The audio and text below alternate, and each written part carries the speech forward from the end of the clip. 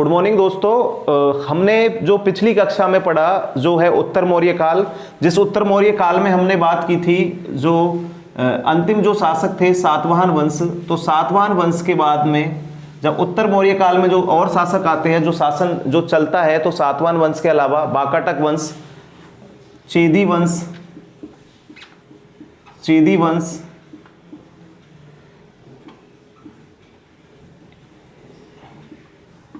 यूनानी आक्रमणकारी, शक, पहलव या पार्थियन तथा कुषाण वंश। दोस्तों हमने बात की थी कि जो मौर्य काल था, तो मौर्य काल के बाद में जो मौर्य काल के समय जो चंद्रगुप्त मौर्य ने जो मौर्य वंश की जो स्थापना की, तो उस समय जो है मौर्य वंश है वो सबसे शक्तिशाली वंश था और उसने जो शासन है उसका केंद्रीकरण किया था, केंद्रीकरण शासन का किया था। तो उसके जब मौर्य वंश का पतन हो गया तो उसके बाद में जो है वंश जो है विकेंद्रीकृत जो है भारत जो है, जैसे भारत के जब मौर्य काल जब शासन करते थे, तो मौर्य लोगों का जब शासन था भारत पर, तो मौर्य यहाँ से शासन करना जो है उन्होंने प्रारंभ किया। लेकिन भारत के इन क्षेत्रों को विजित किया, यहाँ पर उन्होंने विजित किया।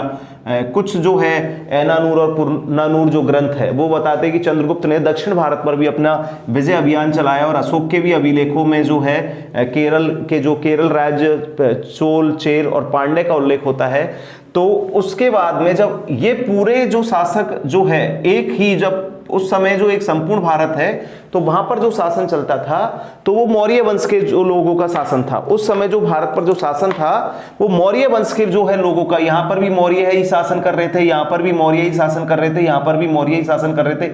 पश्चिमी भारत के यहाँ पर जो है अवंती, उज्जैन और जो गुजरात के यहाँ पर भी जो है मौर्य वंश के ही शासक थे। लेकिन उसके पश्चात जब मौर्य वंश का जब पतन हुआ, तो जब मौर्य वंश के जो पतन हुआ वो हुआ शुंग काल में, तो पुष्यमित्र शुंग द्वारा। तो जब शुंग वंश का पतन हो गया, शुंग वंश के पतन के बाद है कण्व वंश है, जिसने कोई 22-23 साल ही जो शासन किया। तो कण्व वंश है, तो कण्व वंश के समय भी जो शासन का जो एकत्र जो है एक रूप है कि पूरे जो शासन है, जो केंद्रीकृत जो शासन है, वो केंद्रीकृत शासन जो ये शासक नहीं बनाए। उसके बाद है जो थोड़ा बहुत जो शासन है, अच्छा शासक वर्ग आया, तो उसके बाद है जो शासक वर्ग आया वो है सातवाहन वंश। लेकिन सातवाहन वंश ने भी मौर्य वंश के जो है के बराबर जो है अपना शासन नहीं किया था। तो सातवाहन वंशों का तो जो शासन का क्षेत्र है यहाँ पर है, तो जो सातवाहन जो उनका जो है महाराष्ट्र और ये वाले जो क्षेत्र है उन पे सातवाहन शासकों ने शासन किया। अब हम बात करते हैं दोस्तों वाकाटक वंश। तो जो मौर्यों के बाद में जो और वंश आए, वाकाटक वंश आए, कलिंग का जो है चेदी वंश आया, यूनानी है उस समय आक्रमणकारी आए, शक शासकों का उल्लेख होता है, पहलव और जो पार्थियन शासकों का, और कुषाण शासक है उनका उल्लेख जो है मौर्योत्तर काल के जो है शासक वर्ग में होता है। तो अब हम बात करते हैं वाकाटक वंश की।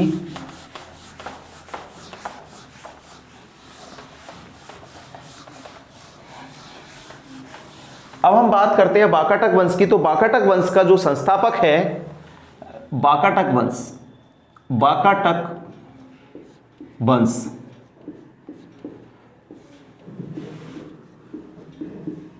संस्थापक था वाकाटक वंश का विंध्याशक्ति है जो वाकाटक वंश के संस्थापक थे। वाकाटक वंश के जो लोग थे आंध्र सातवाहन वंशों के, ये जो है आंध्र सातवाहन वंश के जो है सातवाहनों के जो है अधीन कार्य करते थे। वाकाटक जो है प्रारंभिक वाकाटक है जो सातवाहन वंश के अधीन जो है शासन करते थे। विंध्याशक्ति को वाकाटक वंश का जो है वंश केतु, क्योंकि वाकाटक वंश का जो प्रारंभ हुआ तो विंध्याशक्ति को जो है वंश केतु कहा जाता था।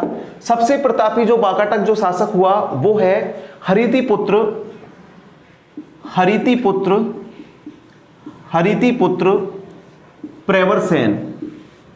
प्रवरसेन, जिसने 2 अश्वमेघ यज्ञ करवाए और 7 अन्य यज्ञ करवाए।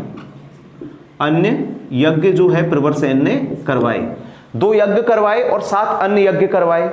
तथा वाकाटक जो शासक था, वाकाटक शासक जो है रुद्रसेन द्वितीय, रुद्रसेन द्वितीय, जो रुद्रसेन द्वितीय वाकाटक शासक थे, इनका विवाह इंपॉर्टेंट है, इनका विवाह चंद्रगुप्त द्वितीय विक्रमादित्य, गुप्त वंश के जो शासक थे चंद्रगुप्त जो विक्रमादित्य जिनको चंद्रगुप्त सेकंड भी कहा जाता था, की पुत्री प्रभाकर देवी, प्रभावती गुप्त से जो है, प्रभावती गुप्त से इनकी शासक हुई, जिसका पूना ताम्रपत्र लेख मिलता है। प्रभावती का जो पुत्र है वो दामोदर सेन हुआ। प्रभावती का जो पुत्र है, मतलब रुद्रसेन द्वितीय का पुत्र है दामोदर सेन हुआ, जिसने प्रवरसेन की उपाधि है दोस्तों वो धारण की, तथा प्रवरपुर नगर की स्थापना की, तथा प्रवरपुर नगर की स्थापना की, प्रवरपुर नगर की स्थापना की। उसके पश्चात हम बात करते हैं वाकाटक जो शासक था प्रवरसेन सेकंड, प्रवरसेन फर्स्ट है ये, तो प्रवरसेन सेकंड था, प्रवरसेन सेकंड, इसने सेतुबंधु जो है बांध का निर्माण करवाया। क्वेश्चन आ जाएगी सेतुबंधु बांध का निर्माण किसने करवाया, तो प्रवरसेन द्वितीय ने सेतुबंधु बांध का जो है, सेतुबंधु पुस्तक या फिर इसका नाम है रावण बहो की रचना की, रावण बहो पुस्तक की रचना की। उसके पश्चात जो वाकाटकों का शासक था, इनका जब शासन निकल गया तो वाकाटकों का शासक था सर्वसेन ने वाकाटकों की वत्सगुल्म शाखा का जो है, वत्सगुल्म शाखा नई जो शाखा बनाई, तो ये सर्वसेन के समय में नई शाखा बनी वत्सगुल्म। तथा वाकाटकों की जो राजधानी थी, तो वाकाटक वंश की जो राजधानी थी, इनकी राजधानी थी पुरीक,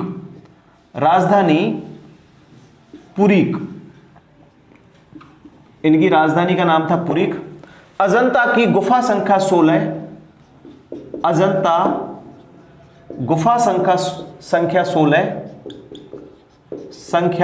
का निर्माण 16 वाकाटकों ने निर्माण करवाया, 16 का निर्माण है वाकाटकों ने करवाया, हरिसेन के मंत्री ने। तो दोस्तों हमने अब बात की यहां पर वाकाटक वंश की, तो वाकाटक वंश के अंतर्गत हमने देखो कि मैंने आपको बताया कि जो मौर्य काल, जो उत्तरोत्तर जो मौर्य काल था, तो उस मौर्य काल के पश्चात भारत में जो शासन जो तंत्र है वो एक केंद्रीयकृत शासन व्यवस्था नहीं थी। वो केंद्रीयकृत शासन व्यवस्था नहीं होकर दोस्तों वो विकेंद्रीकृत शासन था, जिसमें अनेक जो है भारत पर जो एक अनेक राजाओं ने अनेक हर जगह पर, जैसे वाकाटक है, विंध्य शक्ति, तो जैसे जो भारत के जो ये क्षेत्र है, तो वहां पर उस जगह के हर जगह एक क्षेत्र पर, जैसे दक्षिण भारत पर अलग, यहां पर अलग, यहां पर अलग, यहां पर अलग, हर जगह एक अलग अलग राजतंत्र, मतलब विकेंद्रीकृत। तो मतलब जो शासन का केंद्रीकरण नहीं था, तो विकेंद्रीकृत जो शासक है, तो उस समय दूसरे जो एक इंपॉर्टेंट जो शासक आए, जो वाकाटक, जो पश्चिमोत्तर जो इसमें गुजरात वाले इस क्षेत्र में जो शासक जो है ये करते थे, तो इन्हों में इस वंश का जो संस्थापक है विंध्य शक्ति को माना जाता है, जो इनका वंश केतु था, मतलब वंश का जो विंध्य शक्ति ने किया, तो इनका वंश जो है वंश केतु माना गया। तथा इसके बाद में वाकाटक वंशों का जो शक्तिशाली शासक हुआ, इसका बस है नाम कि विंध्य शक्ति ने वाकाटक वंश की स्थापना की। वाकाटकों की राजधानी है वो पुरीक थी, वाकाटकों की राजधानी है पुरीक था। तथा इसके बाद में जो वाकाटक वंश का जो शक्तिशाली जो शासक हुआ वो है हरितिपुत्र प्रवरसेन द्वितीय, प्रवरसेन प्रथम, जिसने 2 अश्वमेध यज्ञ, जो आता है कि एग्जामों में कौन से, तो 2 अश्वमेध यज्ञ करने वाला जो है शासक प्रवरसेन फर्स्ट, तथा जिसने 7 अन्य यज्ञ किए थे। और दूसरी बात की, जो वाकाटकों का जो शासक था रुद्रसेन द्वितीय, उसके साथ में, मतलब वाकाटक एक शक्तिशाली थे, तो उसके साथ में उस समय के जो शक्तिशाली जो वंश, गुप्त वंश, तो गुप्त वंश के जो तीसरे शासक थे चंद्रगुप्त द्वितीय, जिनको जो है शकों को हराने के कारण विक्रमादित्य भी कहा जाता है, तो चंद्रगुप्त द्वितीय ने अपनी जो पुत्री प्रभावती गुप्ता का जो विवाह है, जो पूना ताम्रपत्र लेख जिनका मिला है, अपनी पुत्री का विवाह किया। इनके जो पुत्र हुआ दामोदर है, तो दामोदर ने प्रवरसेन की जो है उपाधि ली, तथा इसके बाद में इन्होंने प्रवरपुर नगर की स्थापना की। प्रवरसेन सेकंड ने जो है इनके कार्यकाल में हुआ, मतलब एक शासक हुए प्रवरसेन सेकंड, जिन्होंने सेतुबंध या रावण बहो नामक जो है पुस्तक की रचना की, रावण बहो या सेतुबंध नामक पुस्तक की रचना की। वाकाटकों की जो वत्सगुल्म शाखा है उसका जो निर्माण है सर्वसेन द्वारा किया गया। देख लिया वाकाटक वंश। अब हम अगला जो है वंश है उसकी बात करते हैं, खारवेल वंश, कलिंग राजा खारवेल या जो है चेदी वंश। जो कलिंग के जो राजा थे, तो कलिंग को जो राजा थे बाद में, पहले जो प्रारंभिक राजा है अशोक के साथ में युद्ध हुआ, तो उसमें तो अशोक के साथ के जो युद्ध हुआ, तो उन राजाओं के जो बाद के जो राजा, जो मौर्य काल के बाद के जो राजा है उनके बारे में बात करेंगे। तो अशोक का युद्ध तो है जो देशभद्र जो है राजा के साथ में हुआ, लेकिन जो अब हम बात करते हैं कलिंग के राजा जो शासक है उनको खारवेल कहा जाता था। कलिंग शासक खारवेल, कलिंग शासक है। अब हम बात करते हैं, इंपॉर्टेंट शासक था कलिंग का खारवेल। कलिंग शासक खारवेल जो है चेदी वंश, तो इस वंश का नाम था, कलिंग का वंश है जो चेदी वंश। चेदी वंश हमको जो है जो कलिंग के जो स्रोत है, कलिंग जो शासन के जो स्रोत है वो कौन कौन से स्रोतों में मिलता है कि कलिंग के जो शासक थे उनके मिलता है अशोक के शिलालेखों में, अशोक शिलालेखों में, अशोक शिलालेखों में, पुराणों में, राजतरंगिणी में जो पुस्तक है कल्हण की जो पुस्तक है राजतरंगिणी में, पुराणों में जो है कलिंग शासकों का उल्लेख मिलता है। तथा इनके चेदी वंश के जो 3 शासक है वो ही नाम मिलते हैं, जिनमें महामेघवाहन, खारवेल और जो है 3 शासक का उल्लेख मिलता है, महामेघवाहन, खारवेल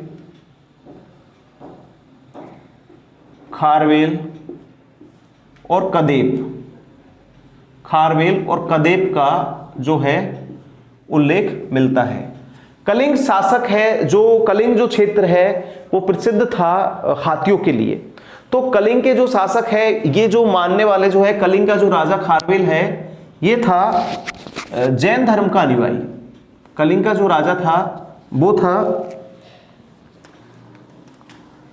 कलिंग राजा है खारवेल जो है जैन धर्म के अनुयायी थे, तथा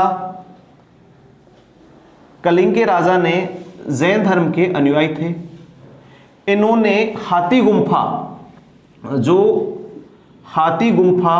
अभिलेख है वो हाथी गुम्फा अभिलेख है वो कलिंग के राजाओं का मिलता है, तथा हाथी गुम्फा अभिलेख है कलिंग के राजाओं का मिलता है। इसके अलावा कलिंग के राजाओं ने उदयगिरी में जो है 19, उदयगिरी में 19 और खंडगिरी में 16 जैन गुफाओं का जो है निर्माण करवाया। 16 जैन गुफाओं का जो है कलिंग के जो शासक है इन्होंने निर्माण करवाया। तथा इन्होंने जो, अगर इनका जो माने तो इन्होंने जितना भी जो विकास किया, इन्होंने जैनों के लिए जो है सभाएं आयोजित की, जैनों के लिए जो है सभाएं आयोजित की, तथा जैनों के जो विकास के लिए अलग अलग अलंकृत जो है महल या भवन बनवाए। तो अब हम देखो बात करते हैं, तो कलिंग है जो जितना इतिहास में इनके बारे में ज्यादा लिखा भी नहीं है, तो कलिंग के जो शासक हैं तो वो है खारवेल है जो मुख्य शासक थे खारवेल। इनका जो वंश है वो चेदी वंश है, तथा इनके जो 3 जो शासक हैं उनके नाम मिलते हैं, महामेघवाहन, खारवेल और कदेव। तथा कलिंग के जो शासक है इनका उल्लेख अशोक के शिलालेखों में अष्टाध्यायी और जो है और अन्य ग्रंथ है जैसे अष्टाध्यायी है, अष्टाध्यायी है पणिनि का, पणिनि के अष्टाध्यायी, दंडी के है जो 10 कुमार चरित्र आदि जो है ग्रंथों में इनके जो राजाओं के बारे में, कलिंग राजाओं के बारे में जो है जानकारी मिलती है। कल्हण की राज तरिंग में जो खारवेल जो शासक थे, जो चेदी जो कलिंग को जो राजा खारवेल थे, तो खारवेल ने जो है जैन धर्म को मानने वाले थे, तो जैन धर्म के लिए आश्रय दिया। इन्होंने हाथी गुम्फा जो अभिलेख है, जो हाथी गुम्फा जो पहाड़ी क्षेत्र था वहां पर बौद्ध भिक्षुओं के लिए इन्होंने गुफाएं बनवाई, जो जीव बौद्ध धर्म के जो लोग थे उनके लिए गुफा बनवाई। तथा कलिंग में ही उदयगिरी और खंडगिरी जो गुफा है उनमें उदयगिरी में 19 और जो खंडगिरी में 16 जैन गुफाओं का उनके लिए तपस्या याचना करने के लिए गुफाओं का निर्माण करवाया। अब हम बात करते हैं इंडो ग्रीक शासक। अगला हमारा टॉपिक है इंडो ग्रीक शासक।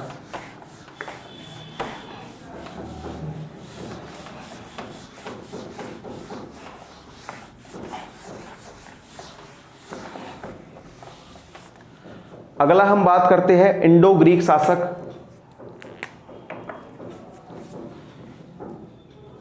इंडो मतलब यूनान से आए हुए शासक, इंडिया और जो यूनान में आके बस गए तो इनको इंडो और ग्रीक मिक्स शासक, मतलब भारत और यूनान के, तो इंडो ग्रीक शासक।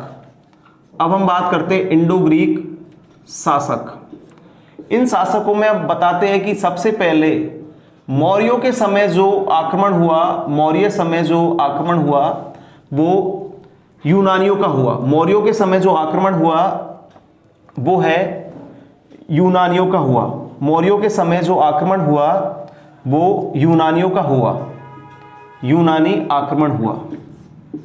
सिकंदर के बाद जो सिकंदर है, तो सिकंदर की मृत्यु हो गई, तो सिकंदर के बाद में जो 250 ईस्वी पूर्व में, सिकंदर के बाद में जब 250 ईस्वी पूर्व में 250 ईस्वी पूर्व में जो है बैक्ट्रिया राज्य की, बैक्ट्रिया है यूनानी राज्य, तो बैक्ट्रिया राज्य की जो है स्थापना हुई, राज्य स्थापना। डेमेट्रियस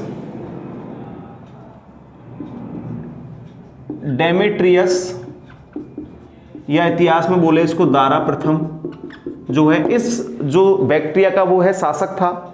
तथा बल्ख यहाँ की राजधानी थी, स्थापना तथा बल्ख इनकी राजधानी थी। बल्ख जो है बैक्ट्रिया की राजधानी थी। जो है इंडो ग्रीक शासक है जो भारत में जो आए, तो इंडो ग्रीक शासकों ने जो इनकी परंपरा है, इन्होंने अवंती, उज्जैन, भड़ौच आदि जो क्षेत्र है, जैसे मध्यमिका है नगरी, मध्यमिका नगरी भी बोलते, चित्तौड़ पड़ता है राजस्थान, अवंती, भड़ौच, अवंती है एमपी, भड़ौच है गुजरात आदि जो क्षेत्र है, तो इन क्षेत्रों पर इन्होंने है जो अधिकार किया। सबसे प्रमुख जो है इंडो ग्रीक शासक का जिसमें उल्लेख होता है, तो है इंडो ग्रीक शासक जो उल्लेख होता है वो है मिनांडर।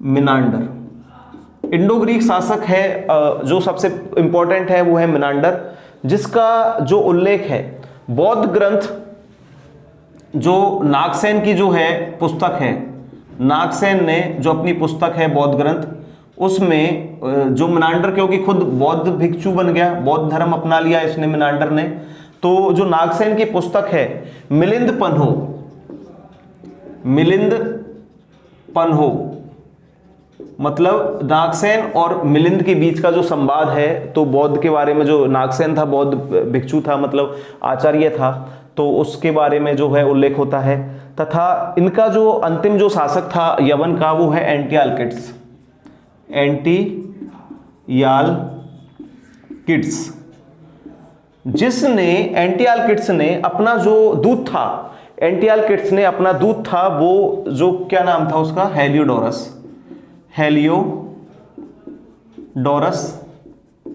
अपने दूत हेलियोडोरस को इसने, एंटियालकिड्स ने अपने दूत हेलियोडोरस को जो है शुंग शासक जो है भागभद्र के दरबार में भेजा, जहां पर इसने एक जो स्तंभ है इसका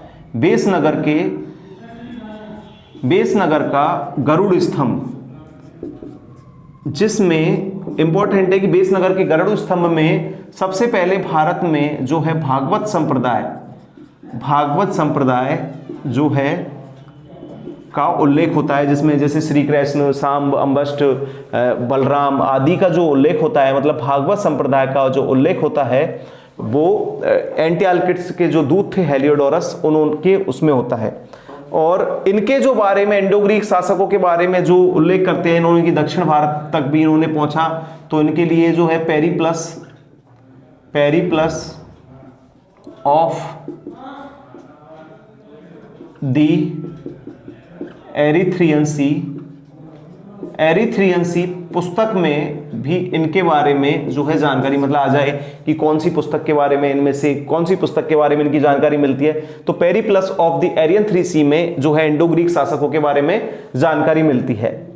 तो इंडो ग्रीक शासकों के बारे में देखा कि इंडो ग्रीक शासक है जो मौर्यों के समय भी जो है यूनानी आक्रमण हुआ, सबसे पहला जो है यूनानी आक्रमण इन्हीं का हुआ। उसके बाद में जो है सिकंदर जो है के मृत्यु के बाद में जो है बैक्ट्रिया पर जो शासक किया वो स्थापना की इन्होंने, और फिर डेमेट्रियस जो प्रथम है वहां का शासक बना। सबसे जो मुख्य शासक है इंडो ग्रीक वो है मिनांडर जो बौद्ध धर्म को मानने वाला था, उसके बारे में जानकारी मिलती है। नागसेन कृत जो पुस्तक है मिलिंद पन्नों में, जिसमें मिनांडर और नागसेन के बीच का जो संवाद है उसके बारे में, और Periplus of the Ariane 3C जो पुस्तक है उसके बारे में भी इंडो ग्रीक शासकों के बारे में जानकारी मिलती है। अब हम बात करते हैं शक वंश जो इनके बाद में आया। इंडो ग्रीक जो शासक है उन्हीं के साथ में चल रहे थे, मतलब ये बाद में ऐसा कुछ नहीं है, मतलब ये हर भारत के एक अलग अलग क्षेत्र पर, क्योंकि मौर्य काल के बाद में जो है विकेंद्रीकृत जो व्यवस्था प्रारंभ हुई, तो उस विकेंद्रीकृत व्यवस्था में भारत के हर एक अलग क्षेत्र पर हर एक अलग वंश के जो है शासक जो है शासन करते थे। अब हम बात करते हैं शक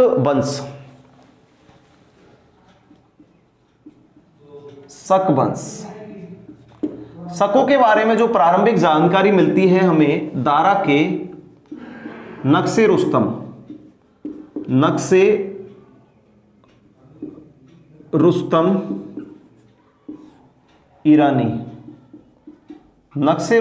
अभिलेख से जो है जानकारी मिलती है।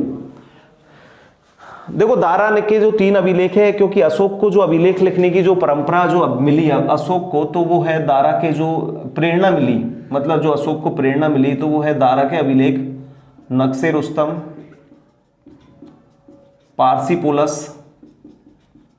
पारसीपोलस और बहिस्तून अभिलेख। इन्हीं अभिलेखों में से एक में जो भारतीय जो देवता है इंद्र, मित्र, वरुण और नासत्य का भी जो है उल्लेख होता है। अब हम बात करते हैं तो इस अभिलेख से मिली, इसमें शक या सीथियन, इसमें जो शक या सीथियन है ये है, शक है इनको सीथियन भी कहा जाता था, सीथियन ये थे मध्य एशिया के निवासी थे, मध्य एशिया के ये जो है मध्य एशिया के निवासी थे। शक या सीथियन है जो मध्य एशिया के निवासी थे, तथा इनका स्थान जो है सरदारिया था। स्थान जो मूल स्थान था इनका वो था सरदारिया था, तथा यूची जो कुषाण है, कुषाणों को यूची कहा जाता, तो यूची कबीले ने 165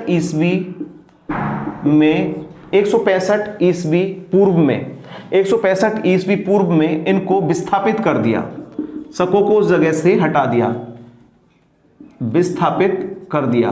165 ईस्वी पूर्व में शकों को यूची कबीले ने जो हटा दिया। उसके पश्चात इन्होंने हेलमंड घाटी पार की, फिर भारत के जो दर्रों को जो इन्होंने हेलमंड घाटी में पहुंचे, और फिर भारत के बोलन और खैबर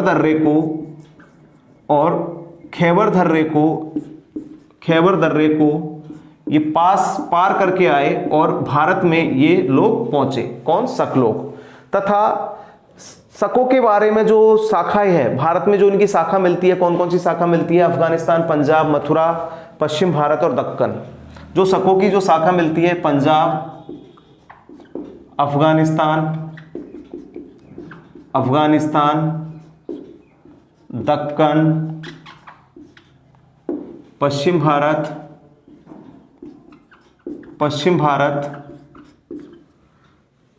पंजाब, अफगानिस्तान, दक्कन, पश्चिम भारत तथा उत्तरी भारत में जो है शकों की जो है शाखाएं मिलती है। 5 शाखाएं जो है शकों की मिली। तथा तक्षशिला का जो प्रथम शासक है, जो तक्षशिला का जो शासक है उत्तर पश्चिम भारत है, मतलब उत्तर पश्चिमी भारत। तो तक्षशिला का जो है शासक था वो था मोग या मोएज। जो प्रथम शक शासक है जो माना जाता है, मोग या मोएज। अब हमारे काम के तो देखो शक शासक है कि शकों ने हमारे काम के लिए कि भाई शकों ने अपने जो सिक्के भी ढलवाए, कि शक शासकों ने सिक्के डलवाए। तो शकों का जो सबसे जो इंपॉर्टेंट शासक है वो था 119 से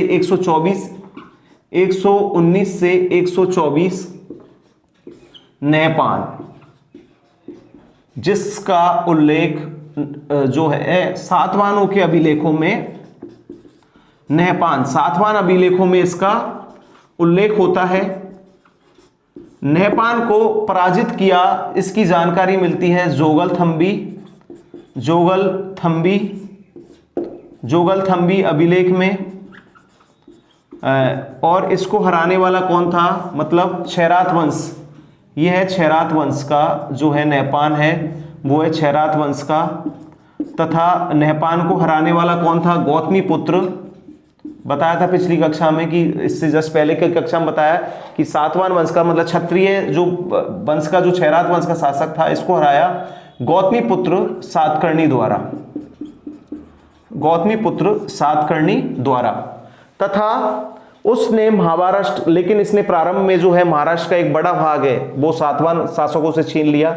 उसके बाद का जो एक शासक आता है, मतलब जैसे इसके बाद का जो इसका दामाद था ऊषावदात शासक बना, ऊषावदात के अभिलेखों में भी ये चीजें मिलती है। उसके बाद में जो शकों का एक दूसरा शासक आता है वो है इनके जस्ट बाद बना, वो है 130 ईस्वी में, वो है रुद्रदामन द्वितीय। रुद्रदामन जो है प्रथम जो शासक बना। तथा यह प्रसिद्ध शासक था जिसने महाक्षत्रप की जो है उपाधि ली। किसने, रुद्रदामन ने महाक्षत्रप की उपाधि ली। भारत का जो सबसे बड़ा जो रुद्रदामन का जो है भारत का जो प्राचीन जो संस्कृत अभिलेख जूनागढ़ अभिलेख जो है गुजरात में मिला।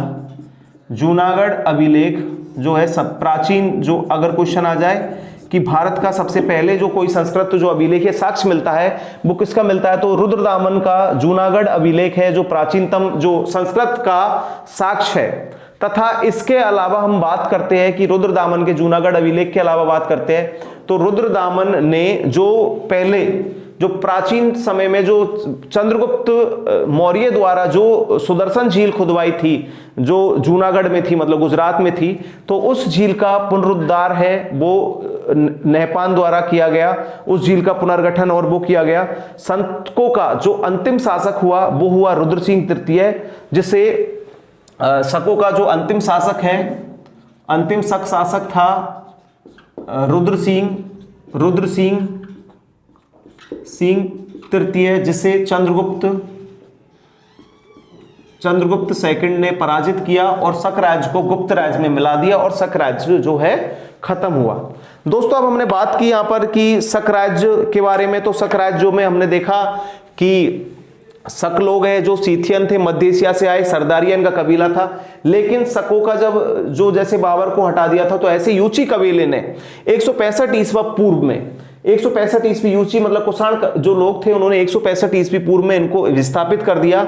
और जो इनके बारे में जो जानकारी मिलती है वो दारा के नक्शे रुस्तम जो है अभिलेख में, ईरानी जो शासक था दारा उसके अभिलेख में के बारे में जानकारी मिलती है। और शकों के जो शासक हुए तोसक आए जो पहले तो देखो यूची कबीले ने पराजित कर दिए, फिर हेलमंड घाटी में पहुंचे, जैसे उधर ही तो हेलमंड घाटी में पहुंचे, तो हेलमंड घाटी से भी इनकी नहीं पड़े, तो भारत के जो दर्रे, उत्तरी पश्चिमी जो भारत में दर्रे है, बोलन, खैबर और जो बैस्तून जो दर्रे थे, उन दर्रों को इन्होंने पार किया। दर्रों को पार करके इन्होंने भारत में अपनी 5 जगह पर, पंजाब, अफगानिस्तान, दक्कन, पश्चिम भारत और उत्तर पश्चिम भारत में जो है इन्होंने अपनी जो शकों ने शाखाएं बनाई, तथा शकों का जो प्रारंभिक जो शासक था वो मोग बना, तक्षशिला में मोग बना, मोग या मोयेज जिसको इतिहास में कहा जाता है, ये तक्षशिला का जो है शासक बना। उसके बाद में जो शकों का सबसे शक्तिशाली या पहला जो शासक है वो नेपान का उल्लेख मिलता है, जिसका उल्लेख है जो सातवान अभिलेख भी करते हैं, जोगलथम्बी अभिलेख में बताया कि नेपान के मतलब क्षत्रिय दर्प चूर्ण, मतलब क्षत्रियों के दर्प यानी घमंड को चूर करने वाला शासक था गौतमीपुत्र सातकर्णी, तो उसके द्वारा भी जो है नेपान का उल्लेख मिलता है। तथा जो शासक थे रुद्रदामन, इन्होंने महाक्षत्रप, शक शासकों ने जो है क्षत्रप की उपाधि ली, तो महाक्षत्रप का भी जो है उल्लेख मिलता है। अब हम बात करते हैं अंतिम जो है हमारी आज की जो बात करते हैं, अब हमें कुषाण वंश। तो कुषाण वंश का जो हम बात करते हैं, तो कुषाण वंश में देखिए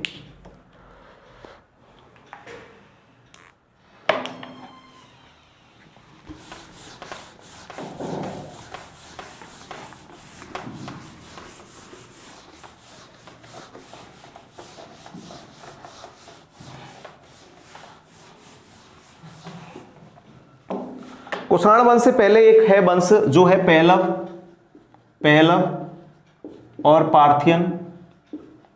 इससे एक ही चीज इंपॉर्टेंट है कि इनका एक शासक हुआ था गोंदोफर्निस। क्वेश्चन है मतलब गोंदोफर्निस, इसके समय में पहला ईसाई धर्म प्रचारक सेंट थॉमस जो है भारत आया। इंपॉर्टेंट है कि भारत आने वाले पहले ईसाई जो थे वो कौन थे, वो थे सेंट थॉमस। किसके शासनकाल में आए, वो आए गोंदोफर्निस के शासनकाल में। अब हम बात करते हैं कुषाण वंश।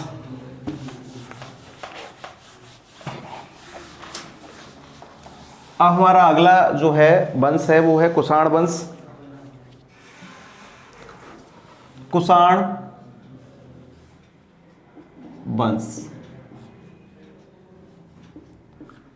कुषाण वंश है वो यूची जाति या यूची कबीले से जो है संबंधित थे।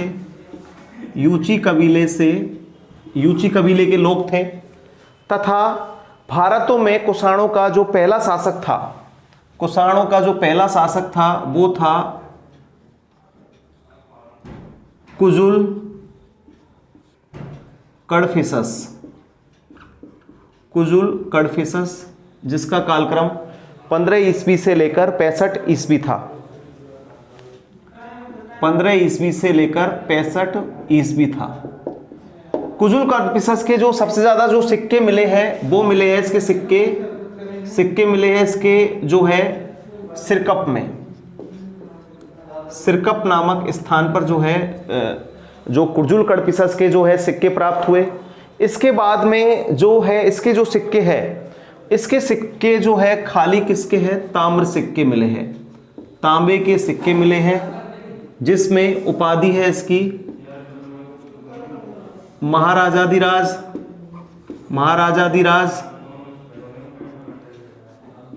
धर्मदेश आदि जो है इसकी उपाधियां मिली है।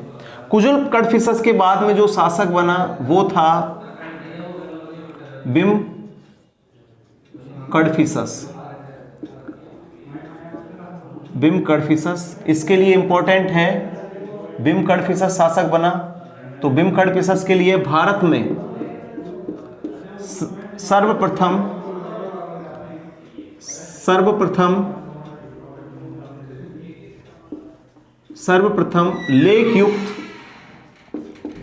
लेख युक्त स्वर्ण सिक्के, भारत में सर्वप्रथम लेख युक्त स्वर्ण सिक्के जारी किए। किसने, बिम कडफिसस ने। भारत में लेख युक्त जो स्वर्ण सिक्के जारी करने का जो श्रेय जाता है वो है बिम कडफिसस को। भारत में लेख युक्त स्वर्ण सिक्के जारी करने का जो श्रेय है वो जाता है बिम कडफिसस को। इसके सिक्कों पर जो आकृति जो मिली है वो है त्रिशूल, शिव और नंदी जो है आकृति इसके सिक्कों पर मिलती है, तो इसे शैव जो है मतानुयायी, शैव मतानुयायी माना जाता है। किसको? बिम कडफिसस को।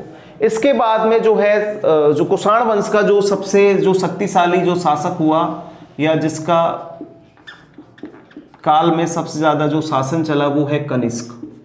कनिष्क ने जो शासन चालू किया अपना 78 ईस्वी में, और एक नया वंश जो है, नया संवत है शक संवत, जो है शक संवत की तिथि है 78 ईस्वी, तो एक नया जो संवत है शक संवत जो है कनिष्क ने जो प्रारंभ किया। तथा जो सिंधु क्षेत्र पे जो सिंधु क्षेत्र के अभिलेख मिले हैं, सिंधु क्षेत्र के अभिलेखों में, सिंधु क्षेत्र अभिलेख में इसके अधिकार का जो है उल्लेख होता है कि इसने यहां पर अधिकार किया। कनिष्क की जो राजधानी थी वो थी पुरुषपुर और पेशावर, जिसको पेशावर भी कहा जाता है, पुरुषपुर या पेशावर। तथा इसकी एक जो द्वितीय राजधानी थी वो थी मथुरा। कनिष्क की एक अन्य राजधानी है वो थी मथुरा तथा मथुरा। कनिष्क के समय कुंडलवन कश्मीर में चतुर्थ बौद्ध संगति हुई, तथा इसके दरबार में, इसके जो दरबार में थे बौद्ध संगति हुई, तथा यह महायानी बौद्ध था, महायानी जो शाखा का बौद्ध था। इसके दरबार में जो है अश्वघोष और वसुमित्र और पार्श्व, अश्वघोष, वसुमित्र और पार्श्व। तो इसके दरबार में जो है कनिष्क के दरबार में अश्वघोष, वसुमित्र, पार्श्व ये थे जो इसके दरबार के जो अश्वघोष, वसुमित्र और पार्श्व जो है इसके दरबार में ये थे जो विद्वान, इसके दरबार में निवास करते थे विद्वान। नागार्जुन है इसके दरबार में थे गणितज्ञ, तथा चरक जो है चिकित्सा जो शास्त्री है वो चरक इनके दरबार में रहते थे। किसके? कनिष्क के दरबार में। कनिष्क ने जो कल्हण की जो कल्हण की पुस्तक है राजतरंगिणी में ज्ञात होता है कि कल्हण इसने कश्मीर में कनिष्कपुर जो है नगर की स्थापना की। कनिष्कपुर नगर की जो स्थापना है इसने की, तथा इसके अलावा कनिष्क ने अपने जो संबंध है वो विदेशियों के साथ में इसने यारकंद, खोतान आदि जो क्षेत्रों को भी जीता। एक नए सिल्क रूट का नए रास्ते की खोज की, चीन के साथ जो है व्यापार किया चीन के साथ, तथा जो चीनी सम्राटों की जो भांति देवपुत्र उपाधि तथा रोम के सम्राट की तरह उपाधि केसर, जो रोम के सम्राट जो है केसर, ये उपाधि इसने धारण की। कासगंज,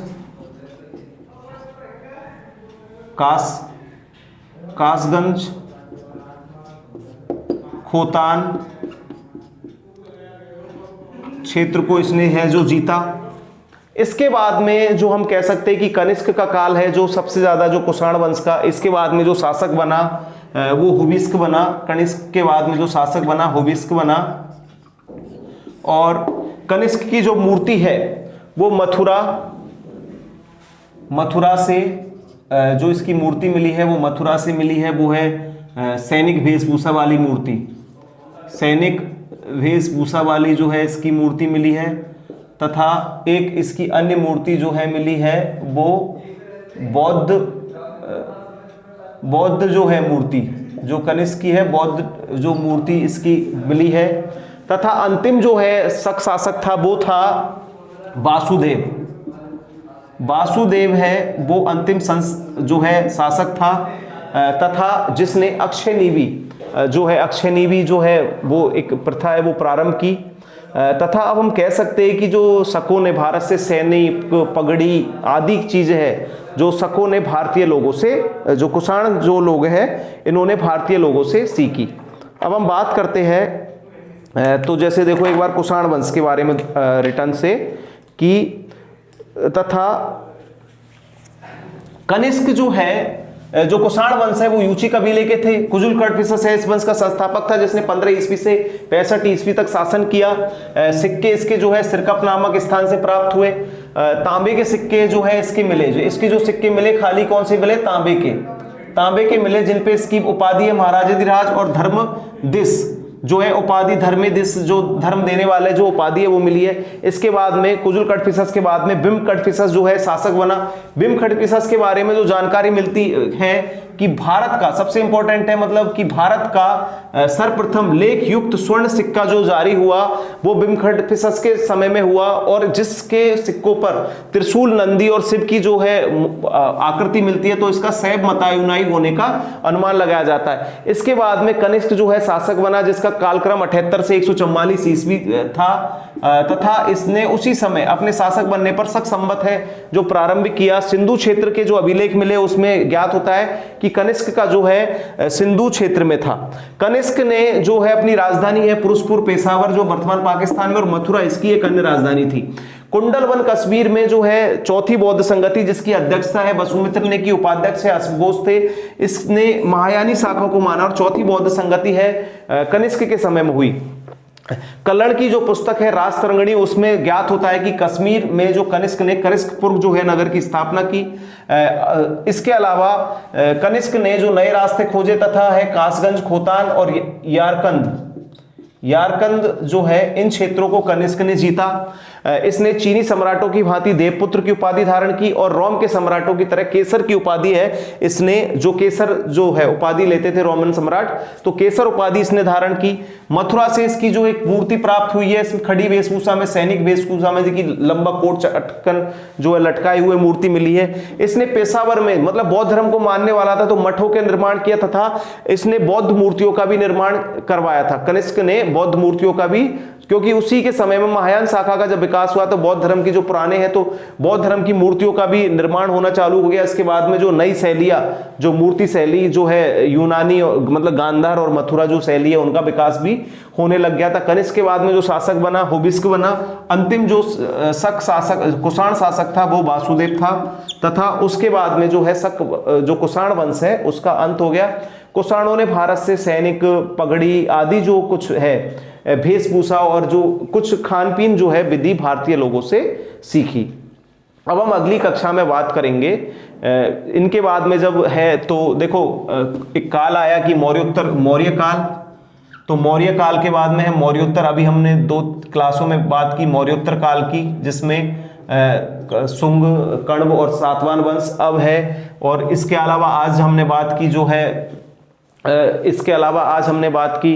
शक, कुषाण, बाकाटक और क्या नाम है इंडो यूनानी जो है शासक पहलव, सीथियन आदि के बारे में अब हम अगली कक्षा में बात करेंगे। इनके बाद में भारत का जो है एक नया जो वंश का उदय हुआ वो वंश था गुप्त वंश। अब हम अगली कक्षा में बात करेंगे गुप्त वंश की।